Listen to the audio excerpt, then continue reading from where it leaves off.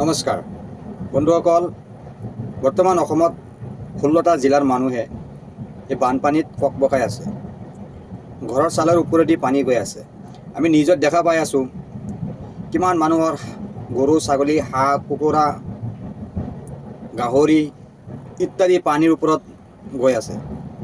লাখ লাখ মানুহে নিজৰ ঘৰ দুৱাৰ হেৰুৱাব লগা হৈছে আৰু প্ৰায় 50ৰো অধিক মানুহ মৰিলে ইতিমধ্যে।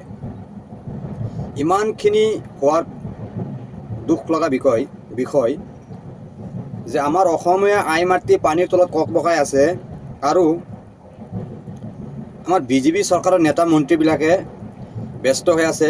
এই ৰাহুল গান্ধী বোলে ক'ত বা গৈ প্ৰতিবাদ কৰিছে। সেইটো কাৰণে বিজেপিৰ নেতা মন্ত্ৰীবিলাকে চবকেইটা একগোট হৈ ধৰ্ণাত বহি প্ৰতিবাদ কৰি আছে।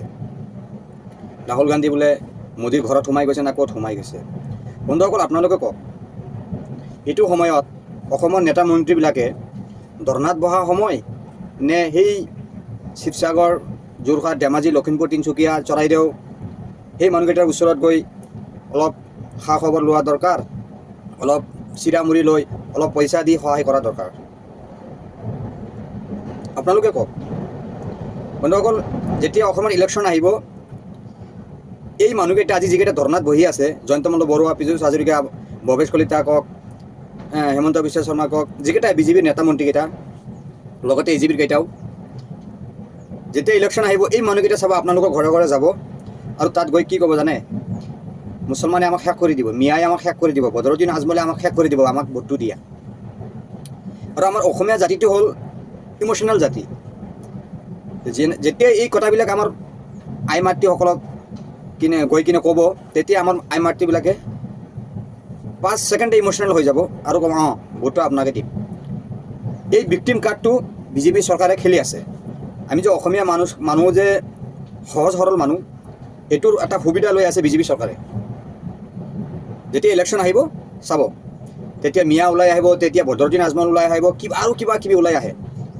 আৰু ইলেকশ্যন জিকি যোৱাৰ পিছত এই নেতা মন্ত্ৰীকেইটা ক'ত মাটি কিনিব পাৰি, ক'ত এটা ইণ্ডাষ্ট্ৰী খুলিব পাৰি, ক'ত নিজৰ মাইকীৰ নামত কোম্পানী খুলিব পাৰি, ক'ত কেনেকৈ চৰকাৰী মাটি নিজৰ নামত কৰিব পাৰি, ক'ত কেনেকৈ গৰু চুৰি কৰিব পাৰি, সেইবিলাকত ব্যস্ত।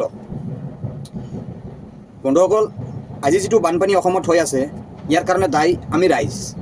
কিয়নো আমি যোগ্য মানুহক বাছনি কৰি চৰকাৰ কৰিব লাগে। আমি ধৰ্মৰ নামত ধৰ্মৰ নামত যিবিলাক মানুহে ভোট খুজিবলৈ আহে, আমি সেইবিলাক মানুহৰ পৰা দূৰত থাকিব লাগে। আপুনি বিশ্বাস কৰক, শপত খাই কৈছোঁ মই, বিশ্বাস কৰক, 10টা বছৰ যদি সকলো মানুহে যদি এই আইডিঅ'লজিটো যদি আঁকোৱালি লয়, চাব আমাৰ অসমৰ বহুত সমস্যা 1 মিনিটতে নাইকিয়া হৈ যাব। 1 মিনিটতে নাইকিয়া হৈ যাব। আৰু এটা কাম কৰিব লাগিব আমাৰ অসমীয়া জাতিয়ে, এই গাঁৱৰ ভিৰে যে দালালকেইটা আছে না, এইকেইটাক লেংটা কৰি ৰাস্তাত আনি পিটিব লাগিব। লেংটা কৰি ৰাইজৰ সন্মুখত লেংটা কৰি পিটিব লাগিব। কিয় জানে?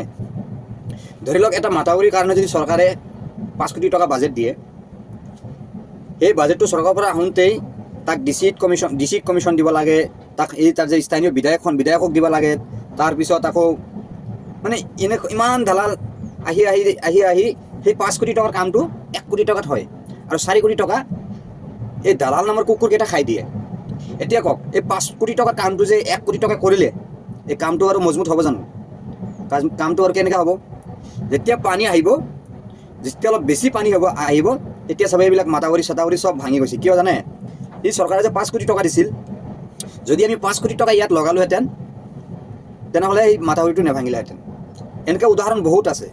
সেইকাৰণে আমি অসমীয়া ৰাইজ জাগ্ৰত হৈ, লাগিলে সেই ডিচিয়ে নহওক কিয়া, লাগিলে সেই যিয়ে নহওক কিয়া, এইবিলাক কামৰ পৰা যোনে কমিশ্যন খায়, এইবিলাক কামৰ পৰা যোনে পইচা লুটি লয়, তেওঁলোকক ৰাজপথত ধৰি লেংটা কৰি পিটিব লাগিব।